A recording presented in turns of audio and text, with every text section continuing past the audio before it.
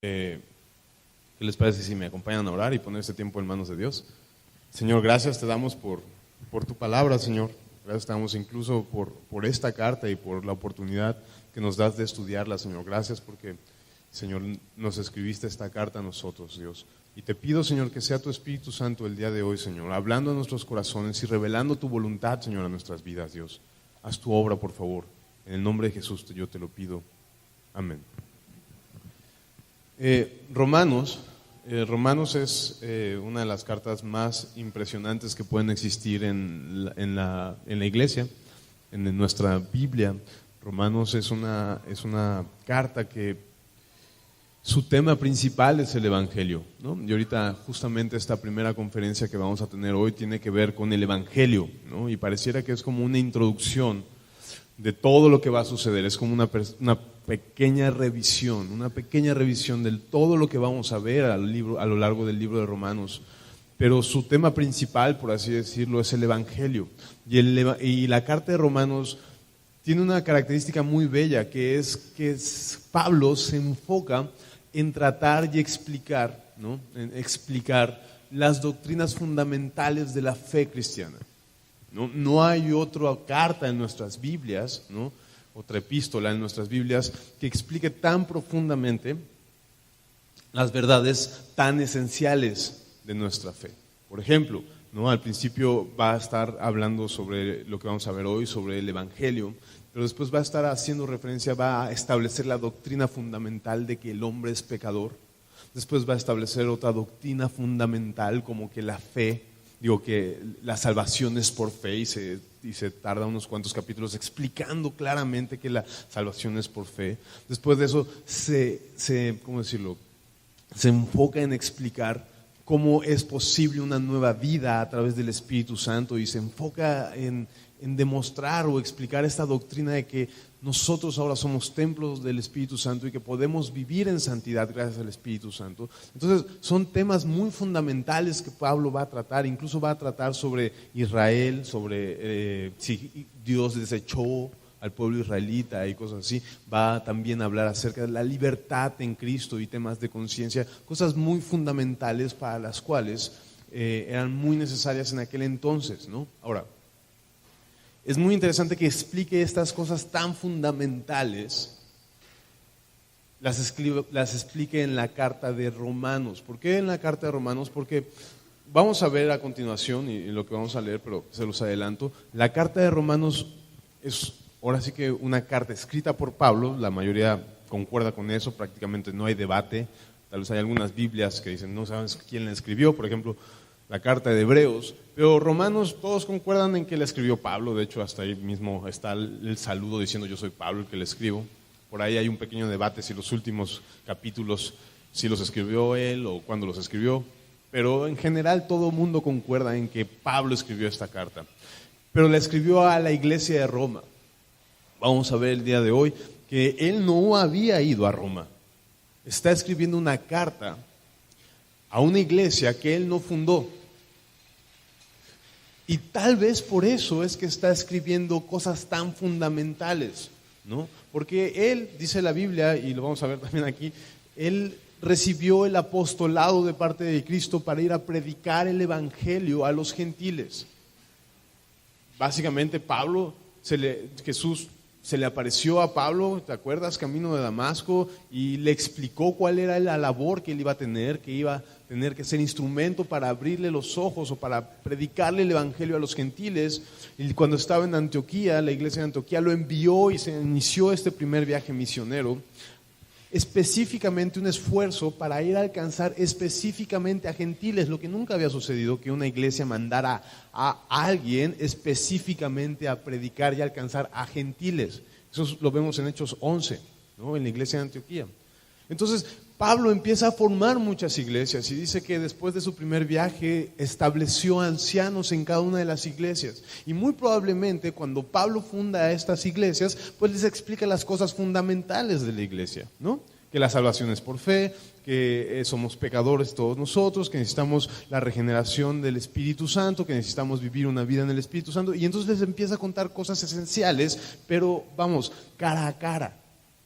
Y probablemente las demás cartas que Pablo le escribe ya a esas iglesias que él ya fundó, pues ya tiene que tratar cosas más como particulares, como preguntas. Por ejemplo, Corintios, ya Pablo empieza a tratar preguntas más particulares, ¿no? Como por ejemplo toda esta cuestión de dónde tenemos que hacernos juicios los cristianos, ¿no? ¿Qué pasa con la fornicación? ¿Qué pasa con esto y el otras cosas, ¿no? Que lo sacrificado a los ídolos y todo esto.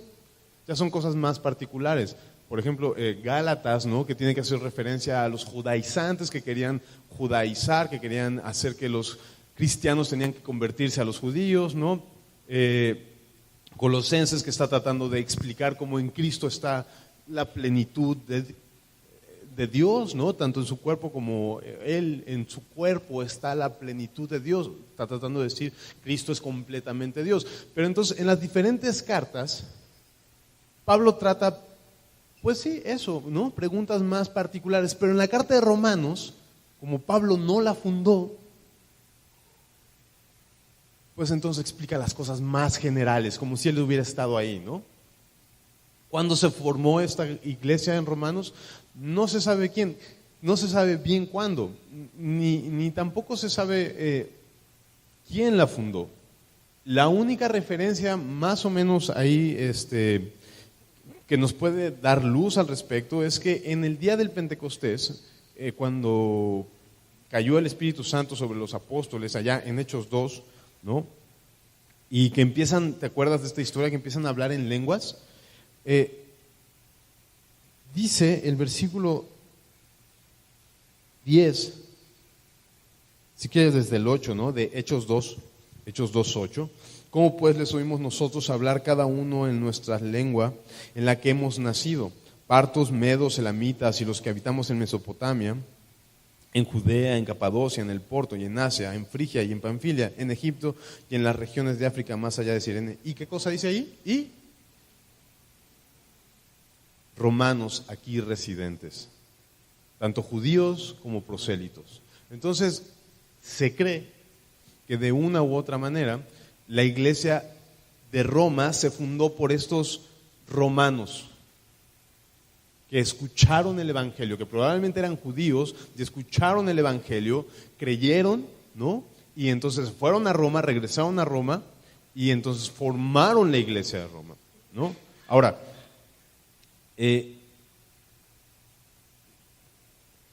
Pablo escribe esta carta, muchos concuerdan que es cuando estaba en Corintio. ¿Por qué escribió esta carta, Pablo? Lo vamos a ver más a detalle en esta primera introducción que vamos a tener en la prédica, ¿no? Ahorita nomás estoy dando una pequeña introducción, a ver si no me tardo muchísimo porque todavía hay varios datos más que dar. Pero tenemos que entender que, por ejemplo, ¿no? En Hechos 18,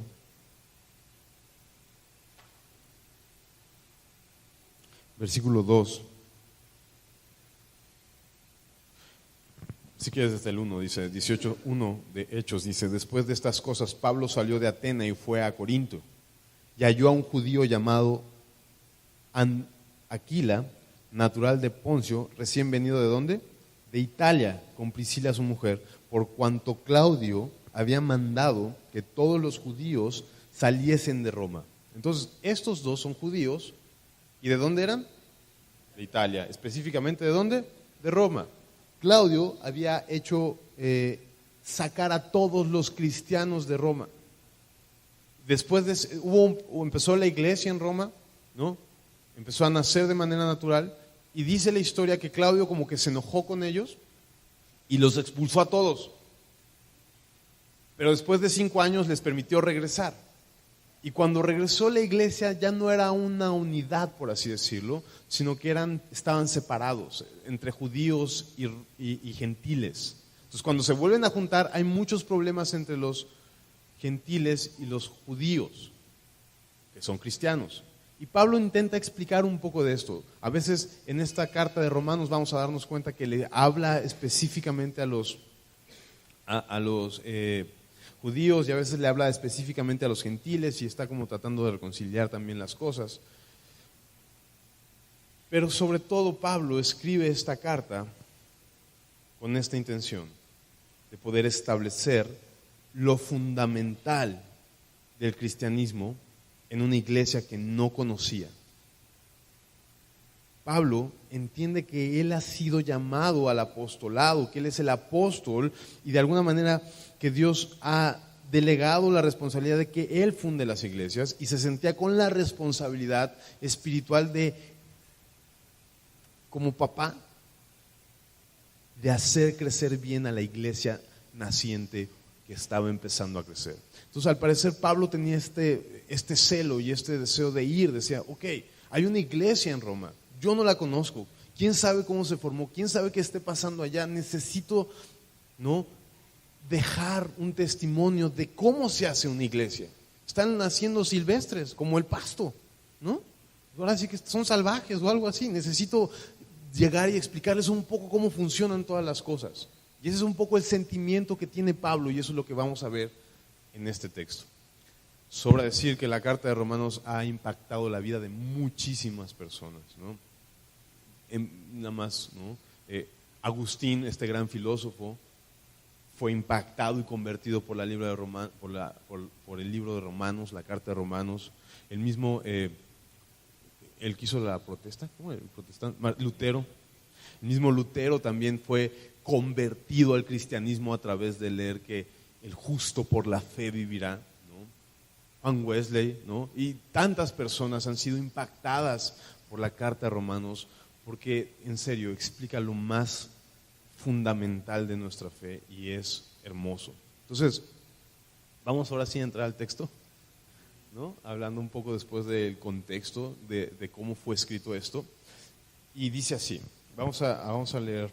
Pablo, siervo de Jesucristo, llamado a ser apóstol, apartado para el evangelio de Dios, que él había prometido antes por sus profetas en las santas escrituras, acerca de su Hijo, nuestro Señor Jesucristo, que era del linaje de David, según la carne, que fue declarado Hijo de Dios con poder, según el Espíritu de santidad, por la resurrección de entre los muertos, y por quien recibimos la gracia y el apostolado para la obediencia a la fe en todas las naciones, por amor de su nombre, entre las cuales están ustedes también, llamados a ser de Jesucristo, a todos los que están en Roma, amados de Dios, llamados a ser santos, gracia y paz a vosotros, de Dios nuestro Padre. Entonces, esta salutación o este saludo, como la dedicatoria o a quién va dirigida, Pablo empieza, ¿no?, diciendo así, siervo de Jesucristo y llamado a ser apóstol, apartado para el evangelio.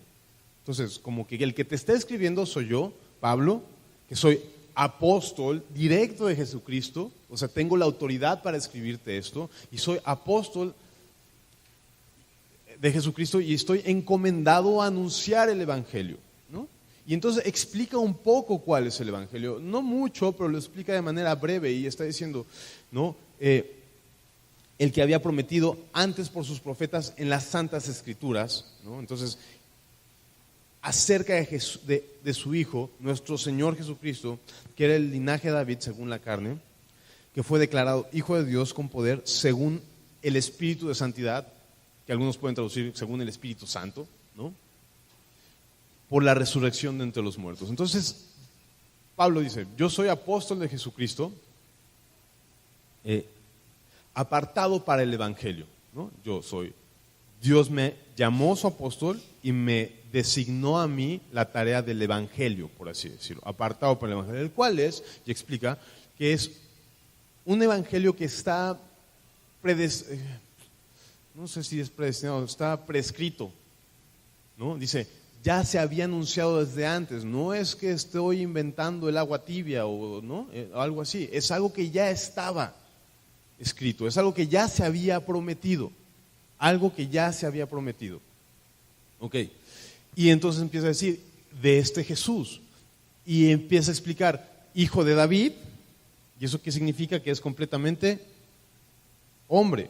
Entonces, es un hombre completo que viene del linaje de David, de las promesas, pero también es un hombre que es hijo de Dios. Entonces, completamente hombre y completamente Dios, y la manera en que te demuestro, diría Pablo, que Jesús es Dios, es a través de que resucitó. ¿no? Es declarado hijo de Dios con poder por medio del Espíritu Santo, por medio de la resurrección. Entonces, ¿cómo puedo saber que Jesús es hijo de Dios? Resucitó. Resucitó, no murió. ¿Quién más ha hecho eso? ¿Quién más ha resucitado en esta vida? Que no es lo mismo que revivir, porque revivir, pues ya por lo menos en la Biblia cuenta unos cuantos, pero resucitar, vencer a la muerte, ser transformado con un cuerpo glorificado y ya no morir nunca más, solo Cristo. Y esa es la demostración que Cristo es el Hijo de Dios. Los judíos le decían, dame una señal. Y Cristo básicamente decía, no te voy a dar una señal, los incrédulos judíos, no te voy a dar una señal. La única señal que te voy a dar es que voy a resucitar. ¿Ok? De esa manera te voy a mostrar que efectivamente soy el Mesías, el Hijo de Dios que tanto se te prometió. Entonces, hay tres cosas aquí que vamos viendo. La primera es que ya se prometió, es algo que está de antemano, es algo que demuestra que es Cristo, Hijo de Dios del linaje de David, porque es la promesa, pero también que es Cristo, hijo de hombre, hijo de David, pero que también es Hijo de Dios por medio de la resurrección. Y después dice y por quien recibimos la gracia y el apostolado para la obediencia a la fe en todas las naciones por amor de su nombre, entre las cuales ustedes también están llamados a ser de Jesucristo, a todos los que están en Roma, amados de Dios, llamados a ser santos. Entonces, vemos aquí muchas cosas, pero básicamente lo que estamos viendo es que el Evangelio es para que lo obedezcamos, el Evangelio es para que creamos en la fe, o sea, que le creamos, pero también lo que nos muestra es que, de alguna manera, es lo que nos permite ser santos, apartados para Dios, y lo que nos permite ser de Cristo. A través del Evangelio nosotros podemos ser de Cristo, apartados de este mundo, apartados incluso, sí, de toda la perversión o incluso de nuestra vida. Y empezamos a tener un propósito y somos apartados y ahora somos de Cristo. ¿Por qué? Y dice ahí, amados de Dios, porque Dios nos ha amado. Entonces, de alguna manera, Pablo explica de una manera muy rápida lo que es el Evangelio. Es algo que ya estaba, de hecho, destinado, que es Cristo, Hijo de Dios, Hijo de hombre, que resucitó a fin de que si tú crees en ese amor, ¿no? Amados de Dios, dice, puedas, este rollo de creer en Dios, obediencia a la fe, puedas entonces ser de Cristo. Cristo resucitó para que si tú crees en su Evangelio, creas en su amor, entonces puedas venir a ser de Cristo. ¿Okay? Eso es un poco lo que está tratando de explicar. Pero el primer punto de esta prédica básicamente es que, si tú te das cuenta, Pablo está tratando de demostrar que esto es lo que este es el punto, su naturaleza, o mejor dicho, su razón de ser es el Evangelio, ¿no? No sé si me explico. Pablo dice, yo soy Pablo, ¿no? Y mi razón de ser apóstol es el Evangelio. De hecho, la razón por la cual tengo la libertad de escribirles es el Evangelio, ¿no? La razón por la cual puedo escribirles es porque a mí se me encomendó el Evangelio. La razón por la cual soy apóstol es por el Evangelio. La razón por la cual soy Pablo es el Evangelio, ¿ok? Si te escribo y si yo soy apóstol y soy Pablo es a razón del Evangelio, ¿no? Esa es la idea. Y lo único que quiero demostrarnos acá es que en tu vida y en la mía, la razón de nuestra existencia también es el Evangelio. La esencia y tu motivo o tu identidad, o sea, aquí Pablo está diciendo, mi identidad es el Evangelio, mi carta de presentación es el Evangelio. Yo no tendría razón ni de escribirte ni de existir como apóstol si no fuera por el Evangelio. Pero esta misma idea es para todos nosotros. Nosotros no hay razón en nuestra vida si no es por el Evangelio. Nuestra identidad y nuestra razón de existir es el Evangelio. Mateo 25, hay dos cosas que últimamente he estado... Dios me ha permitido compartir esto, igual y ya parezco cassette rayado, los cassettes no se rayaban, ¿no? Disco rayado, pero Mateo 25 dice algo muy interesante, dice Mateo 25 versículo 34, entonces el rey dirá a los de su derecha, venid benditos de mi Padre, heredad el reino preparado para vosotros desde la fundación del mundo. Entonces, lo que está tratando de decir, o bueno, lo que yo veo que dice este texto es que cuando Dios fundó el mundo, y esto puede traducirse, cuando Dios creó todas las cosas, ya estaba el reino. Eso dice, ¿no? Más o menos. Que ya existía un reino. Entonces, antes de la creación, antes de que Dios dijera hágase la luz y pusiera los arbolitos y dijera que señoreen los peces el agua y que en los aires haya aves, antes de que Dios formara de la tierra al primer hombre Adán, ya había reino que regalar. Antes de la creación Dios ya tenía un propósito que era heredar un reino. ¿Sí me explico? Entonces la creación misma tiene un propósito antes de existir. Y el propósito es que Dios nos quería regalar el reino. Esa es la idea. ¿Sí me explico? Antes de que exista. O sea, no es que hice un mundo y ahora a ver qué propósito le doy. No, sino porque ya hay un propósito. Entonces hago el mundo, hago la creación y hago a los seres humanos.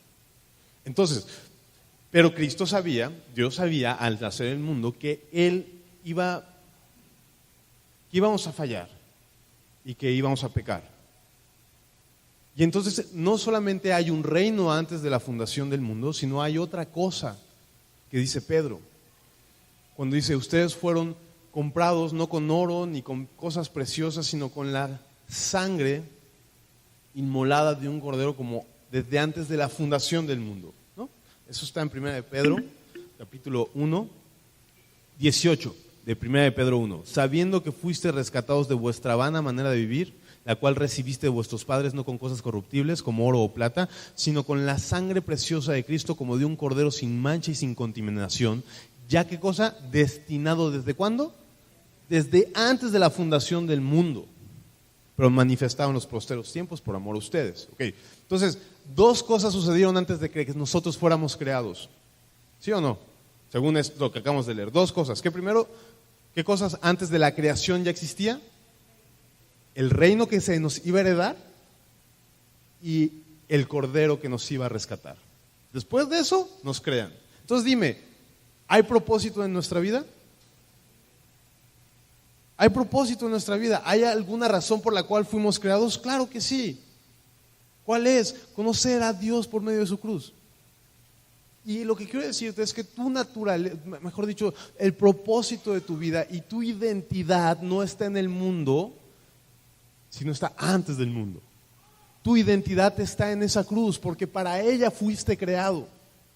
De hecho, toda la creación, según este par de textos, fue creada a razón de esa cruz. Entonces, tu vida tiene propósito y haya su propósito y su culminación en la cruz de Cristo. Antes de que tú existieras, ya estaba el propósito de que creyeras en Cristo. Entonces, cuando Dios te creó, tú ya tenías eso, pues el propósito de creer en Cristo. Antes de que tú existieras, antes de que el mundo existiera, ya existía este propósito. Entonces hay un propósito en tu vida y hay una identidad en tu vida. Tú no eres, discúlpame que te lo diga así, pero me voy a aventurar a decírtelo. Tú no eres nada separado de esa cruz. No eres nada.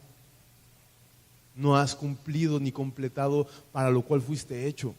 Por eso puedes sentirte 1000 veces vacío, sin propósito, y estás buscando todo el tiempo una razón de existir, sin darte cuenta que tú fuiste creado para poder conocer esa cruz y en ella encontrar tu identidad. Pablo acá está diciendo, mi razón de ser es el Evangelio, mi razón de ser es cruz, mi identidad, por esto les escribo, porque mi identidad está en esa cruz, mi identidad está en el Evangelio.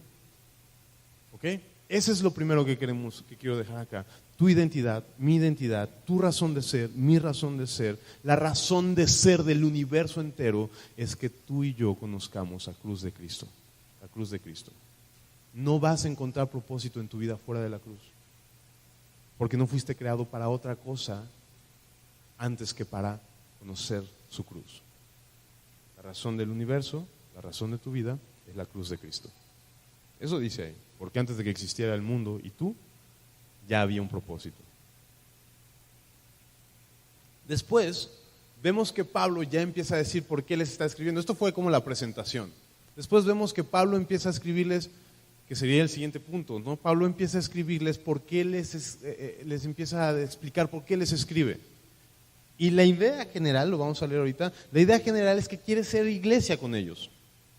Quieres participar de la iglesia, quieres ser uno junto con ellos. Ve, por tanto, dice, Primera de Pedro, no, Romanos 1,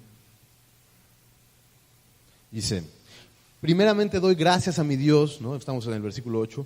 Primeramente doy gracias a mi Dios mediante Jesucristo con respecto a todos vosotros de que vuestra fe se divulga por todo el mundo, porque testigo me es Dios, a quien sirvo en mi espíritu, en el evangelio de su Hijo, de que sin cesar hago mención de vosotros siempre en mis oraciones, rogando de alguna manera tenga al fin, por la voluntad de Dios, un próspero viaje para ir a ustedes, porque deseo veros para comunicaros algún don espiritual, a fin de que seáis confirmados. Esto es, para ser mutuamente confortados por la fe que nos es común, a ustedes y a mí, ¿no? Entonces, básicamente escribe, yo quiero ir a verlos a ustedes, doy gracias, o sea, he estado orando muchísimo por ustedes, muchísimo. ¿Por qué? Porque quiero ir a verlos. Y esto un poco más adelante, en el primer versículo de Romanos 10, lo vuelve a decir, algo así como, hermanos, el anhelo de mi corazón y mi oración es para Israel, ¿no? Dice, para salvación. Entonces, ahí nos damos cuenta que el amar a alguien está relacionado con orar por ese alguien. ¿Me explico? Y alguien decía por ahí que cuando oras por una persona la amas más, y cuando amas a esa persona oras más por ella, ¿no? Y aquí Pablo está diciendo lo mismo, no he dejado de orar por ustedes porque los amo y quiero verlos. De hecho, he estado orando tanto para que Dios me conceda ir. Más adelante va a decir, no he podido, he sido impedido, pero quiero ir a verlos. ¿Y para qué quiero ir a verlos? Lo que dice es para poder confirmarlos, ¿no? Para que pueda haber un don, ¿cómo dice? Porque deseo verlos, versículo 11, para comunicaros algún don espiritual, a fin de que seáis confirmados, ¿no? Como diciendo, pues quiero también cumplir mi ministerio de apóstol a los gentiles entre ustedes, confirmar su fe, que medio lo está intentando hacer a través de la carta, ¿no? Pero quiero confirmar su fe, quiero explicarles cómo es la fe cristiana, quiero ser partícipe de aquello a lo que Dios me llamó, que es ser apóstol entre los gentiles, y quiero hacerlo también entre ustedes.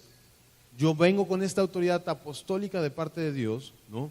A tratar de explicarles pues lo que Dios me reveló y tener un fruto entre ustedes, como dice más adelante, como lo he tenido entre las demás iglesias, que he fundado otras iglesias. No es que quiera fundar esta iglesia en Roma, porque ya está fundada, pero sí quiero darles lo que yo tengo, por así decirlo. Darles lo que a mí Dios me encomendó.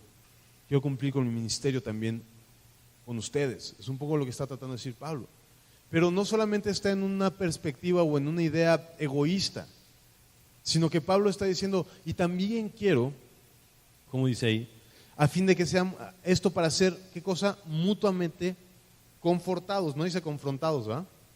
Sino confortados. Confrontar y confort son cosas diferentes. Confortados es que seamos mutuamente edificados. Y entonces Pablo entiende que él lo que quiere es estar con ellos, participar con ellos, orar con ellos, conocerlos, y que haya un crecimiento a través de esta relación, ¿no? Y entonces creo que el segundo punto es este. Ya había una razón para nuestras vidas, ¿no? Es el primer punto. Ya había un propósito para nuestras vidas, pero este propósito está ligado con ser iglesia. El propósito la esencia del hombre es el evangelio, ¿no? La identidad de un hombre es el evangelio, como me he cansado de repetirlo, ¿no? Pero la esencia de la iglesia es el hombre que ha aceptado el evangelio. La esencia de la iglesia es el hombre que ha aceptado el evangelio. Entonces, si vemos que hay la esencia es el evangelio, de ahí se desprende lo que es el hombre, y de un hombre que ha aceptado el evangelio se desprende lo que es una iglesia. Es el camino, ¿cómo decirlo? Es el camino lógico, o la sucesión de pasos. ¿Has creído? Congrégate. ¿Has creído? Congrégate. Porque no puedes crecer espiritualmente, no puedes ser llamado a la santidad, como decía al principio, sin una iglesia. No vas a crecer espiritualmente si no te congregas. Así de sencillo. Pero cuando uno se congrega, puede compartir el amor y puede ejercer sus dones espirituales. Como Pablo está diciendo, quiero ejercer mi don espiritual entre ustedes. ¿Cómo lo voy a hacer? ¿Cómo voy a ejercer mi don espiritual si no es a través de una iglesia? Y este es el segundo punto. La razón, la esencia del hombre, no, mejor dicho, la esencia de la iglesia es el hombre que ha aceptado el evangelio. Pero un hombre que ha aceptado el evangelio, lo natural que le sigue es congregarse. Es congregarse y entonces crecer espiritualmente. Y es a través de la iglesia que entonces puedes ejercer tus dones. Si no has creído en Cristo, difícilmente vas a apreciar la iglesia. Pero si has creído en Cristo, vas a anhelar la iglesia y vas a crecer la iglesia. Eso es el anhelo de su corazón. Por eso oraba y por eso ¿cuál era su propósito? Poder ir con la iglesia, poder ser parte de la iglesia. La pregunta sería, ¿tú amas la iglesia? ¿Te gusta ir a la iglesia? ¿No? Y no es que seamos un club social, este es el punto. O sea, si vienes aquí a la iglesia, no se trata de cumplir con algo. No se trata de decir, todos los domingos voy a la iglesia y chido, ya con eso, soy un, ¿no? Perro, casa y Winstar, ya, palomita, ya con eso estoy más que suficiente, iglesia de domingos. No, lo que tal vez tienes que entender es que la iglesia es esencial para un cristiano. Es esencial para un cristiano, porque no hay manera de conocer a Cristo solo. No hay manera de que tú puedas crecer espiritualmente, que tus batallas sean triunfadas en el Señor solo. No existe un cristiano que esté llamado a no congregarse, eso no existe. Porque la manera en que vas a crecer espiritualmente y vas a conocer al Señor no va a ser solo, por más que leas la Biblia 26 horas del día, ¿no? No vas a conocer al Señor a menos que te congregues, a menos que seas parte de la iglesia, a menos que dejes que el Señor te use a través de los hermanos.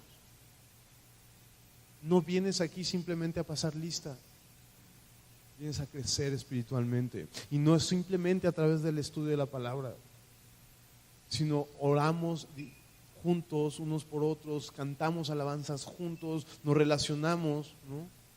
A veces no es sencillo. Somos pecadores y Dios nos ha mandado a amar a pecadores. Pero también tienes que entender que Dios ha mandado a que los demás te amen a ti, pecador. Entonces, si has creído en el evangelio, el paso siguiente y natural es que te congregues y utilices tus dones en la iglesia para que junto con la iglesia crezcas espiritualmente, ¿no? Esa es la idea. Y entonces, después de eso, el siguiente paso natural es el predicar el evangelio. Porque la esencia del evangelismo es la iglesia. El motivo del evangelismo es la iglesia. Así como el motivo del hombre es el evangelio, así como el motivo de la iglesia es el hombre que ha adoptado al evangelio, así el evangelismo, el motivo es la iglesia. ¿Por qué? Dice ahí también Primera de Pedro, ya no me hagas buscarlo. No, sí, ese creo que sí lo tengo más identificado. Segunda de Pedro 3, versículo 8, ¿no? Dice que Dios no retarda su promesa según algunos la tienen por tardanza, sino que es paciente para con todos, no queriendo que ninguno perezca, ¿no? Entonces, si Cristo no ha venido por nosotros, si la iglesia sigue sobre la faz de la tierra y sigue existiendo la iglesia, es porque aún hay que hacer evangelismo, es porque aún hay que alcanzar a los perdidos. No hay otra razón en realidad. O sea, si ya se hubiera cumplido la plenitud de los gentiles, o sea, si ya hubieran creído todos los que tendrían que creer, ¿seguiríamos aquí? No, ya nos hubiéramos ido con el Señor. Pero no nos hemos ido porque todavía hay gente que alcanzar. Entonces esto nos enseña que la iglesia tiene un propósito. Así como el hombre tiene el propósito de conocer el Evangelio, la iglesia tiene el propósito de alcanzar al mundo. La iglesia tiene el propósito de alcanzar al mundo. Por eso seguimos acá. El evangelismo, la esencia del evangelismo es la iglesia. Dice la Biblia, Jesús decía, ¿no? En esto conocerán que son mis discípulos, en que se amen unos a otros, ¿no? Y en Juan 17, cuando Jesús está orando al Padre antes de partir con él, dice que desea o su oración es que seamos perfectos en unidad, para que el mundo conozca que nos ha amado como el Padre ama al Hijo. En la medida que seamos iglesia y seamos fortalecidos, vamos a poder alcanzar al mundo. Entonces, el evangelismo no se hace independiente de la iglesia, ¿ok? No tiene razón de ser. Tú por más que llegues y digas, sí, yo le predico a medio mundo y no te congregas, el testimonio no es poderoso. Hay algo que no está bien. No está bien que tú digas, no, es que mi ministerio es predicar el evangelio, y te congregas, pues no. La razón del evangelismo es la iglesia, o como decirlo, mejor dicho, la razón de la iglesia es el evangelismo, la esencia del evangelismo es la iglesia. Sin iglesia no hay esencia de evangelismo. Ese es el punto. ¿Te imaginas un predicador de aquí para allá, de allá, pero que nunca se congrega, que no sabe estar sujeto, que no sabe orar por otra persona, que no sabe amar a otra persona, que simplemente anda aquí predicando de aquí para allá? No tiene sentido. No tiene sentido, no tiene sentido. Entonces no está bien que nosotros nos pongamos este título de orgullo o algo así, diciendo es que yo predico por todos lados. Y mira que hay muchas personas que se la pasan predicando por todos lados, pero que no se congregan. Ahí hay una gran falta de carácter incluso. Ahora, en sentido contrario, no se trata que entonces tengo que crecer en la iglesia para empezar a predicar. Tengo que santificarme en la iglesia e involucrarme para empezar a predicar. No se trata de eso, eso sería un sentido contrario. Más bien se trata de que si tú estás creciendo en tu iglesia y estás permaneciendo en el amor en tu iglesia, naturalmente vas a estar predicando el evangelio. Eso es lo que va a suceder. Eso es lo que va a pasar ahorita con este texto, que creo que se los debe haber leído antes de explicarles todo esto, ¿no? Dice ahí, versículo 13, pero no quiero, hermanos, que ignoréis que muchas veces me he propuesto ir a ustedes, pero hasta ahora he sido estorbado. He intentado ir a ustedes para tener también entre ustedes algún fruto como entre los demás gentiles, a griegos y a no griegos, a sabios y a no sabios. Soy deudor. Así que en cuanto a mí, pronto estoy a anunciaros el evangelio, también a ustedes que están en Roma, porque no me avergüenzo del evangelio, porque es poder de Dios para salvación a todo aquel que cree, al judío primeramente y también al griego. Porque en el evangelio la justicia de Dios se revela por fe y para fe, como está escrito, mas el justo por la fe vivirá, ¿no? Entonces vemos que Pablo escribe, yo te estoy escribiendo porque mi identidad es el evangelio. Quiero ir contigo, ¿no? O sea, el evangelio me produce querer estar contigo. Y además de eso, el evangelio me produce predicar entre ustedes el evangelio. Es lo que está diciendo acá Pablo. Quiero ir para estar con ustedes, pero también quiero ir a predicar el evangelio porque soy deudor. Porque soy deudor. A todo mundo soy deudor, ¿no? Dice, y vemos aquí rápidamente, ¿no? Sí, a ver unas cuantas características de las personas que evangelizan o lo que tal vez nos estorba para no evangelizar o algo así. Mira, a ver. Lo primero es que Pablo se sentía deudor. Y tal vez tú deberías preguntarte si tú te sientes deudor de predicar el evangelio. No sé, o sea, ¿se lo debes? ¿A quién se lo debía Pablo? ¿A las personas o a Dios? Es una pregunta con jiribilla, ¿no? Con chanfle. ¿A quién se la debía? ¿A las personas o a Dios? los dos. A los dos. Si yo te doy si te doy una moneda de oro para que se la repartes a cada uno de ellos y no se la repartes, ¿a quién le debes? A ellos y a mí. ¿Me explico? Entonces, Pablo se sentía deudor completamente. Pero la idea es, ¿tú tienes este sentimiento? ¿Tú crees que le debes a Dios predicar el Evangelio? ¿Tú crees que le debes a las demás personas predicarles el Evangelio o no?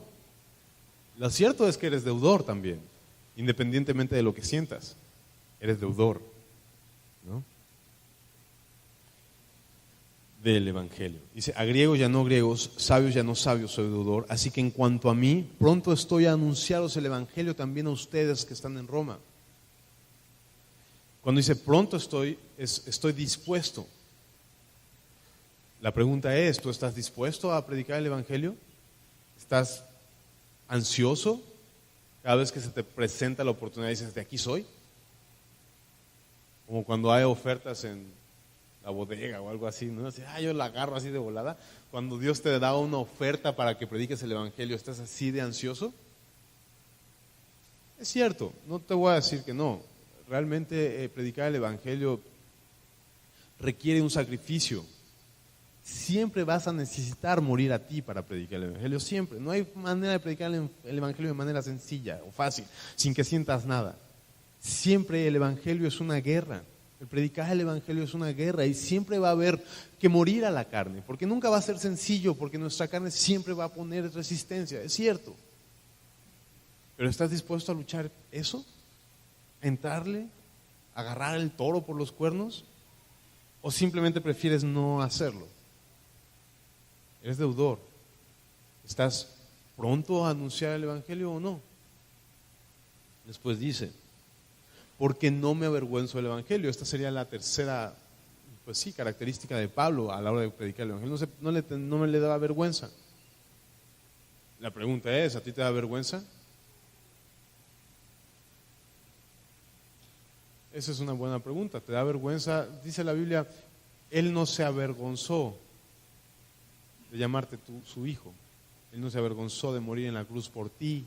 Él no se avergüenza de llamarte hijo delante de sus ángeles perfectos. ¿Tú te avergüenzas de Él, de aquel que murió y te amó, y por eso no le predicas?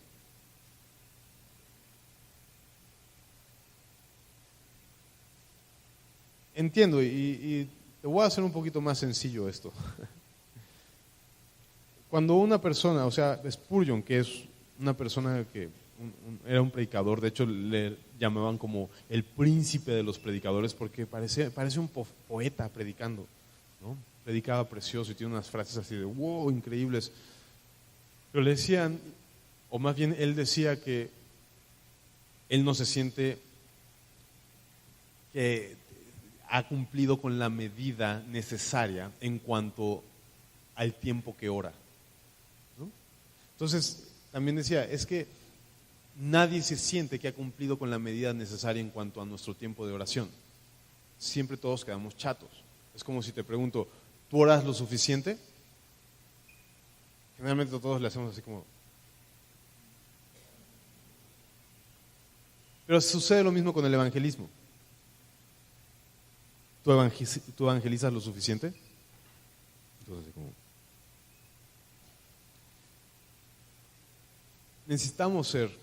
Necesitamos estar pegados a la fuente de vida.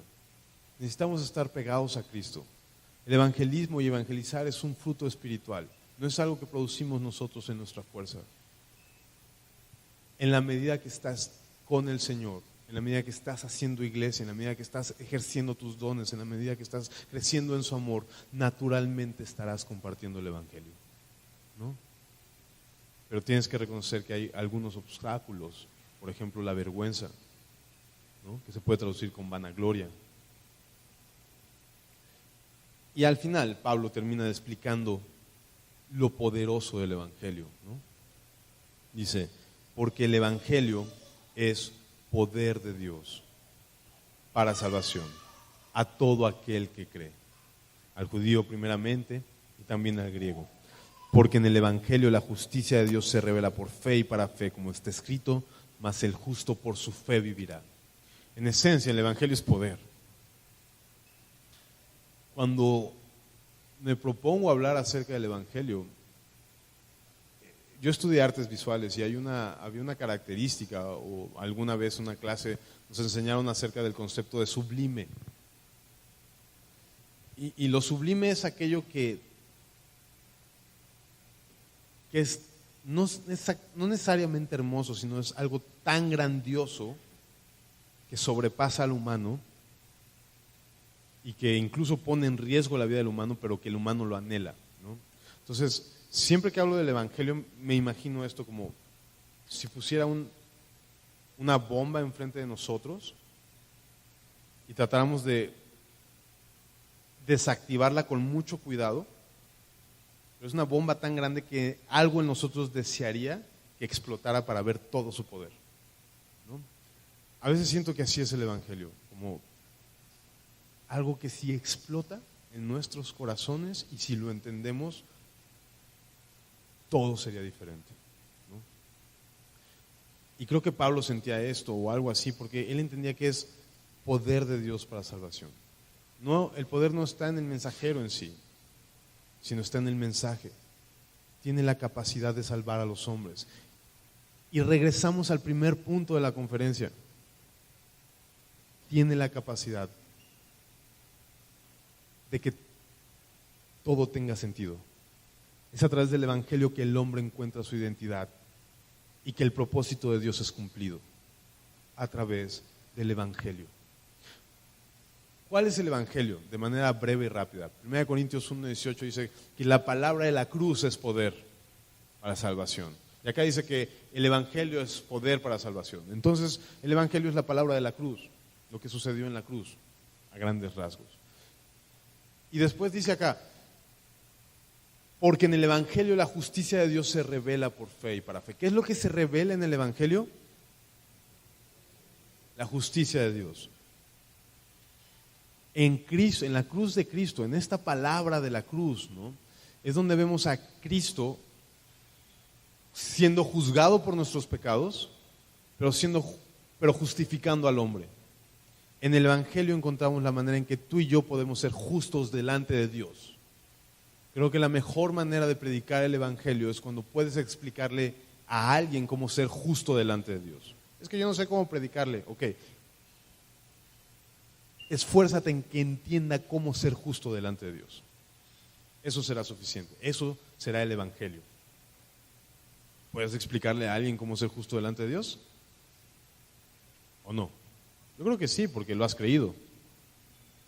Es por fe, a través de la obra de Cristo que pagó por tus pecados, resucitó al tercer día, creyendo eso, más que suficiente.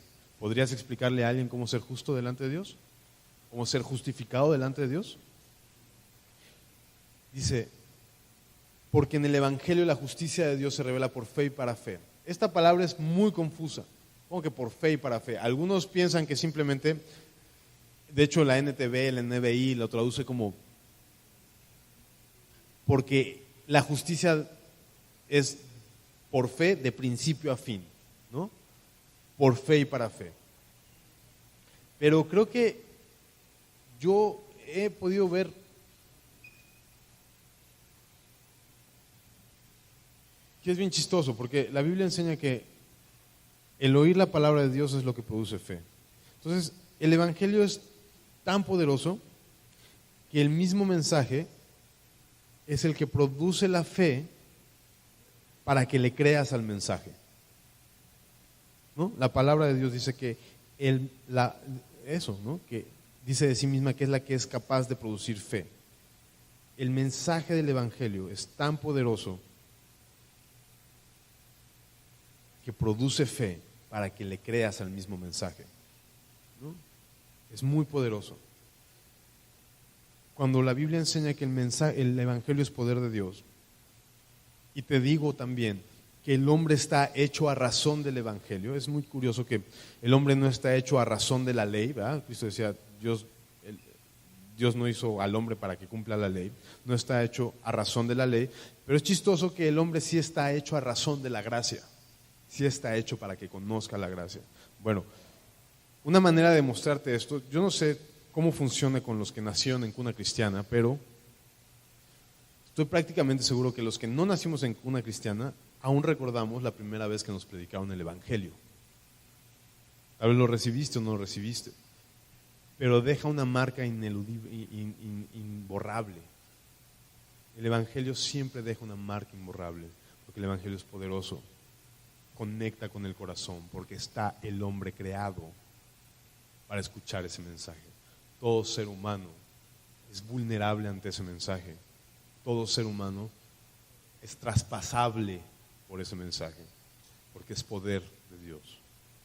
Es mucho más grande que el humano. Ese mensaje es mucho más grande que el humano y que la creación. De hecho, antes del humano y la creación ya existía el mensaje.